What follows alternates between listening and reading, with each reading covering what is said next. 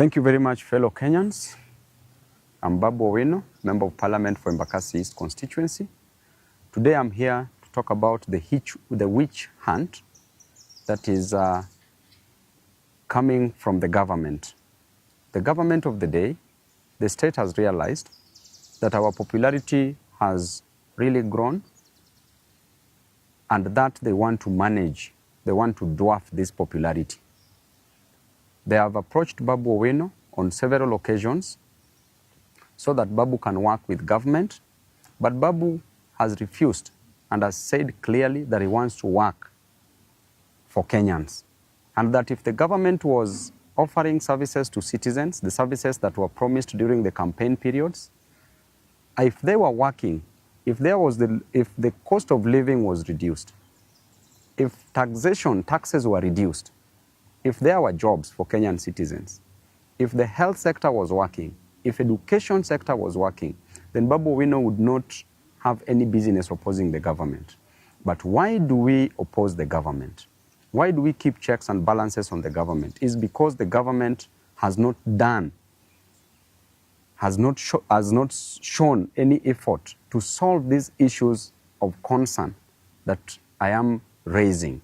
And therefore, because of that reason, there is a meeting that was held last week, a meeting that involved serious stakeholders in this country, and they were asking how Babu Owino can be put down, how Babu Owino can be managed.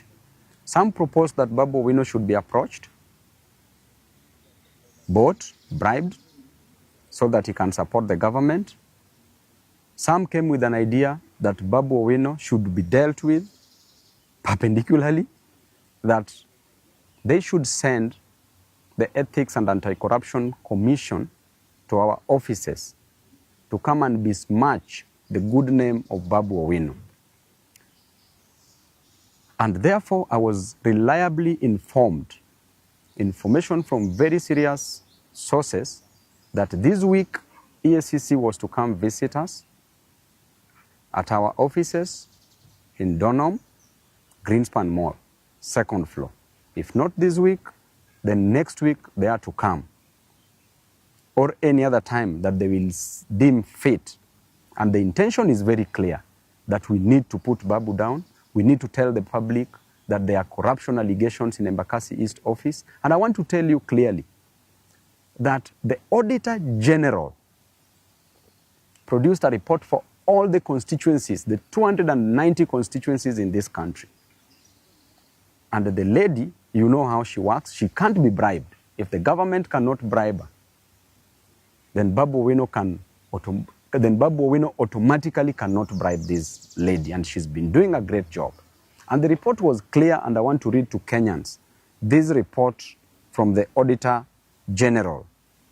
I want to go to the conclusion because this is a public document. Report on lawfulness and effectiveness in use of public resources.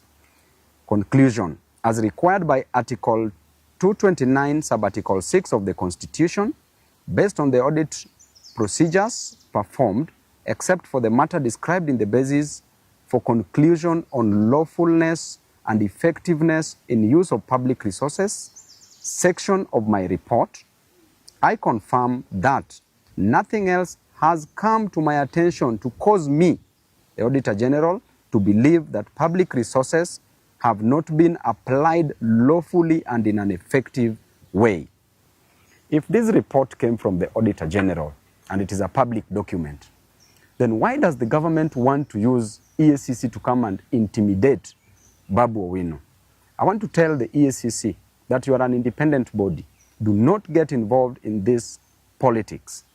And by the way, the office is very open. Anytime you want to know about any project in Embakasi's constituency, we have done all the projects that we advertised in Embakasi's constituency. And there is a clear procedure on how the tenders are awarded in any public office. All the procedures as confirmed by the funds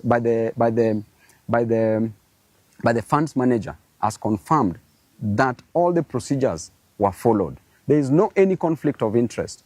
None of my companies has been awarded any job in Embakasi's constituency. None of my friends' companies has been awarded in Embakasi East constituency because there's a laid down procedure on procurement process. And in the procurement process, in that committee, there's a person that comes from the public works. Public works is an appendage of the national government. There's a person that comes, there's a procurement officer that comes from Nyayo House under the Ministry of Interior, that is Office of the President, directly.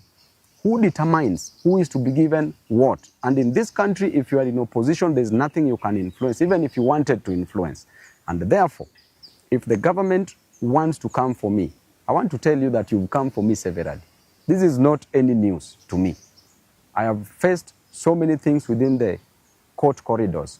And now you have decided that you want to come just with an intention to soil, to pollute the otherwise good name of the best member of parliament in this country. Why would members of Embakasi East constituency vote to rank me as the best member of parliament in this country if there were fraud cases? I want to remind you that my mother did not give birth to a thief.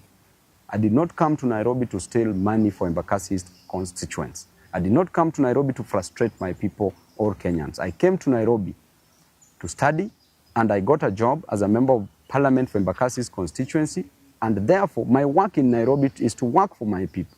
My work in Nairobi is to ensure that my people goes to school, our children goes to school, and there is no any constituency in this country that gives bursary in the most transparent way like Embakasi East constituency. I go there, I produce forms to every ward, issue forms. This other one, 2024-2025, we had 25,000 applicants. I went back with checks, issued checks to some of the constituents. The ones who are remaining, I promised that I will not go back to issue forms until I go back with the checks. That tells you clearly, I got there at 8 a.m. in the morning during the issuance of bursary checks. I do them personally, on the pitch, on the field. So there is nothing. So EACC, we know the officers that are being used, both at the national level and at the county level. You need to start investigating the county of Nairobi where money is stolen on a single second, single minute, single day, single month. Money is stolen, money is lost from the county.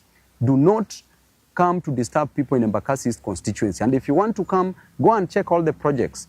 Look at the Donholm Secondary School. Perfectly done.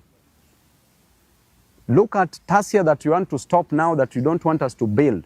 Tasia Primary School. It has not even been awarded. The tender was just put up the other day, was advertised the other day. It has not been awarded. And now we are being informed that you want to stop the construction of that school. Why would you do that? Why are you an enemy of progress as a government?